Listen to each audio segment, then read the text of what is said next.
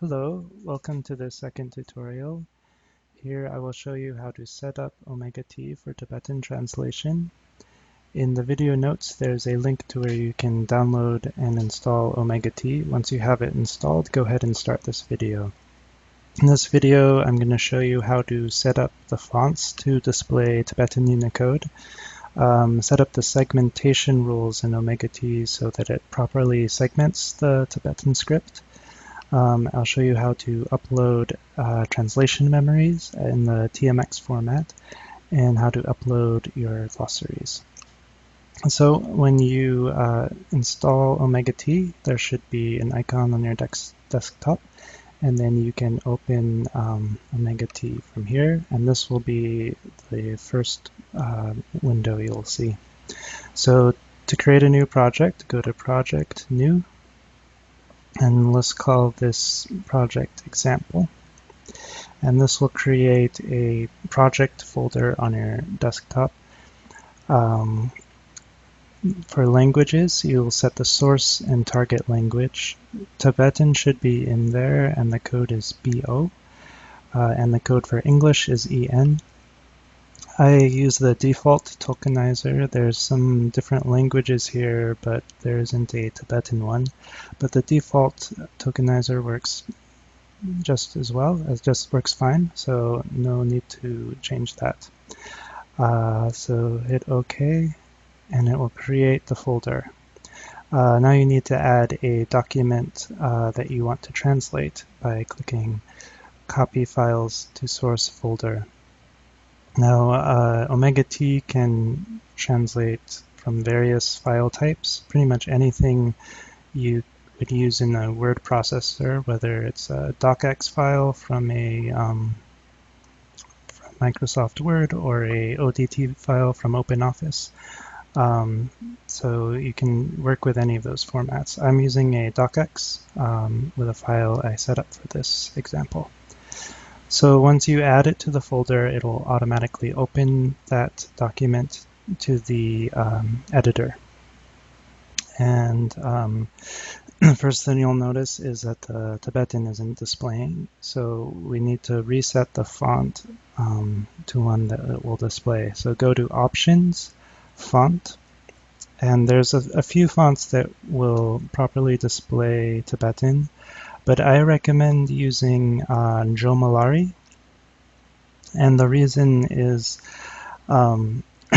there's one default font for the entire editor, and so for our glossary terms, we may want to use some glossary terms that reference the Sanskrit.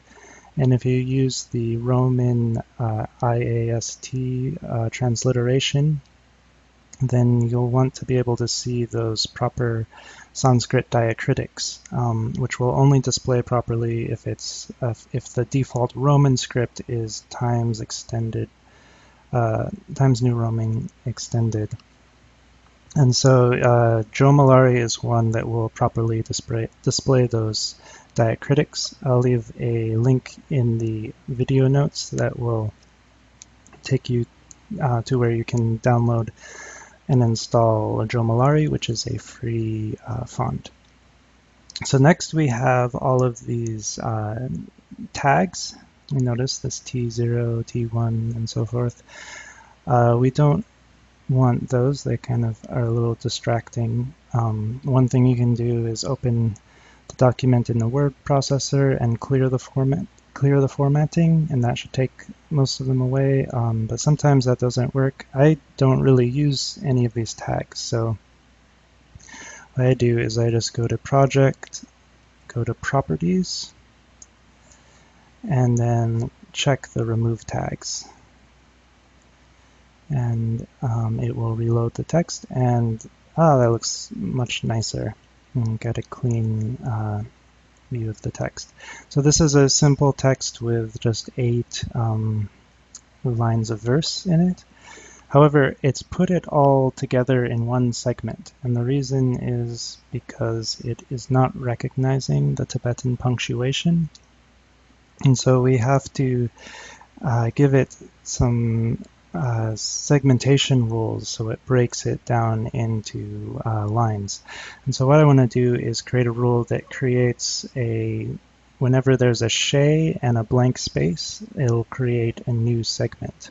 So I'm going to highlight and copy a shay, and then I'll go to Options, Segmentation. And here's our list of segmentation rules right here. So I'm going to add a rule, and it'll ask you for the language and language pattern. So we'll call this Tibetan rules. This will just be our default rules. And then the language pattern, the first code is the language, the second one is the region. This way you could do like British English or American English. But this is just going to be default Tibetan, so we'll just put BO. And then we'll move that up to the top of the list. The way this works is whichever rules are on top will be applied first. So since this is our default rules for Tibetan, we'll want them applied first. And then we'll add a rule here. So we have 3 columns. The break except box is determines whether this is going to be a rule to create a break or an exception when there shouldn't be a break. So we want to create a break after all these shays. So we're going to check this box. The pattern before and after are what characters should appear just before and just after a break. And these use regular expressions. That's what this backslash period is, and backslash s. The backslash s is the code for a space. Well, we're just going to enter in a shay for the pattern before. So we'll highlight that, and then we'll paste the shay that we just copied. Notice it's a little square. The dialog boxes for OmegaT unfortunately don't display the Tibetan Unicode. However, you don't really need to see them for using OmegaT as long as you realize what you are pasting into the box. So this rule will search for any shay, and then if there's a space after it, it will create a break. So let's say OK. It will reload the project, and looks pretty good. We have now 7 segments, but notice this 4th segment has 2 lines because of the ka is at the end of this line of verse instead of a shay. So we're going to add one more rule for the ka. I'll go ahead and copy that, and then we'll go back to segmentation. I'm going to click again on Tibetan rules, and I'll add another rule, a breaking, keep that one a breaking rule. The second one also a breaking rule, and before any ka that I just copied from before, it will look, and if there's a space after it, it will create a break. So I'll hit OK. It will reload, and there, that looks very nice. We have 8 really good segments there. All right, so in this left window, we have the editor window with all of our segments to translate. In the next video, I'll go into more detail for how to translate. But to finish setting up, I would like to also link our translation memories, which will appear in this upper right box, and our glossary terms, which will appear in this lower right box. So to add those, we're going to go to our project folder. I will move the folder onto our desktop here so we can see. When we created this project, it created this folder. And if we open the folder, one thing I really like about OmegaT is has a really simple organization for its project folders. It automatically creates all these subfolders. And so in our example project here, the source file, the one this 8-line verse that we we copied appears in there. And when we finish our translation and export, the target document will appear here.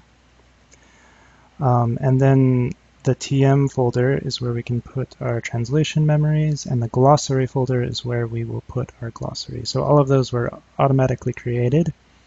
So let's add the TMs first. Right now it's empty, but let's add it from our TM archive. This is the 84,000 published translation memories. So I'm going to, you can download all these from the Cat Tools page. So I'm going to copy these and paste them here into the TM folder. There. Now they're all in there. And then I can close this, go back to our editor screen, and let's reload the project reload. And then just like that, we now have fuzzy matches in our TM dialog box here.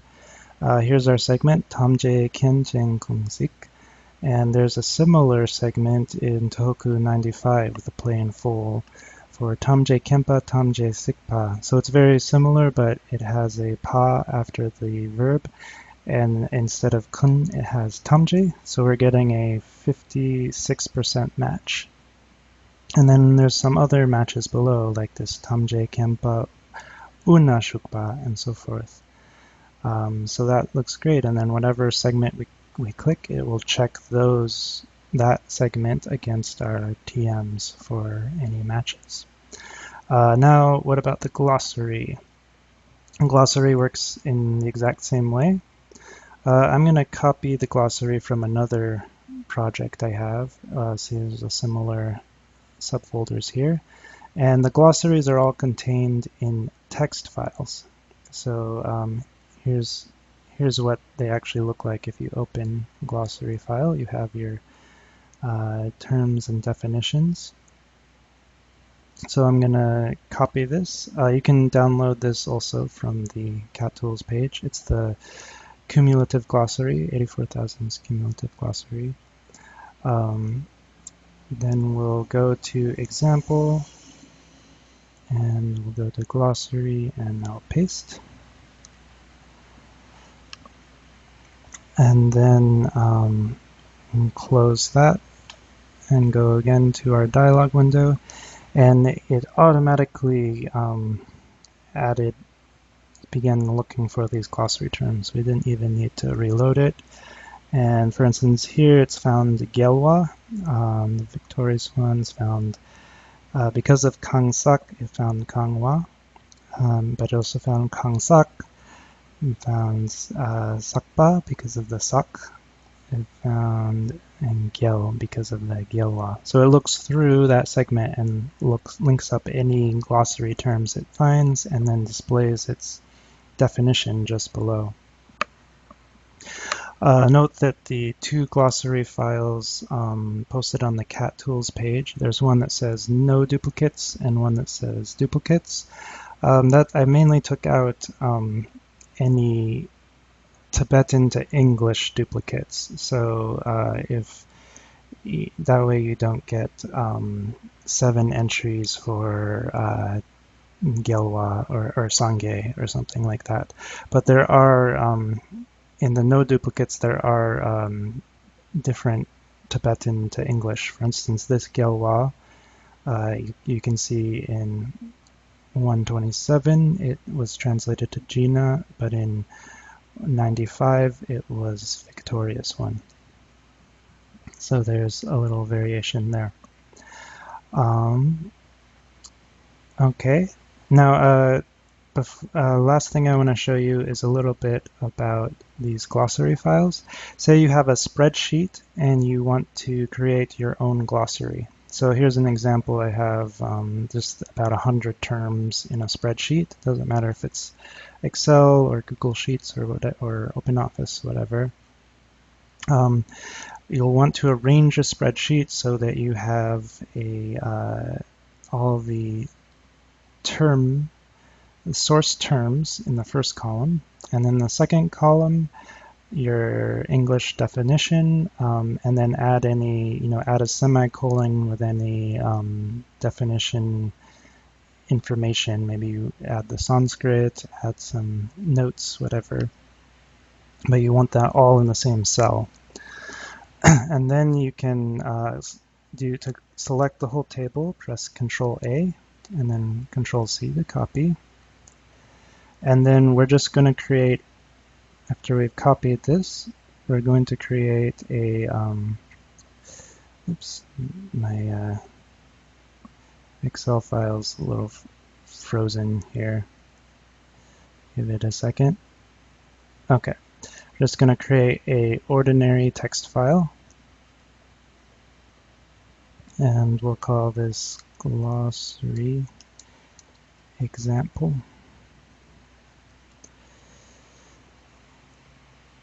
And then we'll open it in a regular text editor. And then we'll just paste our table in.